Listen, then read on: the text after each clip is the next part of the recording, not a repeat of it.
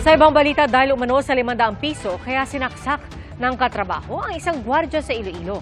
At sa Ilocos Norte, pumalag naman ang isa sa mga motorista na binato ng kahoy ng isang senior citizen. Saksi, si Kim Salinas ng GMA Regional TV. Binato ng kahoy ng matandang babaeng yan ang isang kotse sa Vintar, Ilocos Norte. Maya-maya, bumaba ang driver. Doon niya pinagpapalo ang bahay ng babae. Sa lakas, nabasag ang salamin na bintana.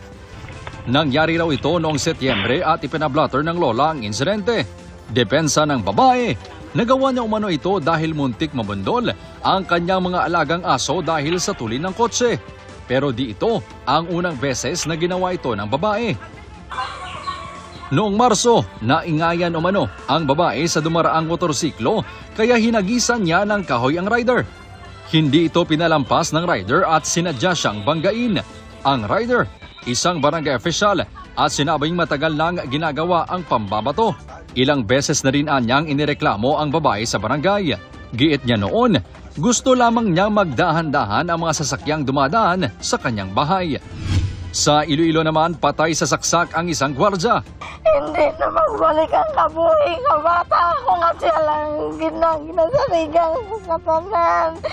Ayon sa pulisya, nakatayo ang biktima ng lapitan at saksakin ng katrabahong sospek. During the altercation po, may umaawat po ng mga co-workers nila. Pero ito pong suspect natin, medyo may kalakihan po ng katawan. Nahirapan po siya i-awatin at ayun nga po, natuluyan na po nasaksak itong mga biktima natin. Sumuko na ang sospek at kasama umano nito. Nag-ungat umano ang krimen matapos pagbintangan ng biktima ang sospek na siya ang kumuha sa 500 pesos na ibabayad sana sa parcel. Pagbalik niya, gawa gyapon sila may makita nga ebidensya nga ako nagkuha. Insukmaan niya lang ko niya damo to nga ako giginadiin niya. Di nga kay pasa siyempre damo tawo na to nga tayo nawiyaan ko ya. Siyempre daw nagwa nga kawatan ko to ya. Kami ko nakabalo ya. Ayaw na nilang uya. Pagkagawa, pinukutay sila. Sugo ako nga kwao na po sila eh. Ang balya mo ba, sinama mo sa labat. Titingnan ng piskalya kung may tuturing na accessory to the crime ang kasamahan ng sospek.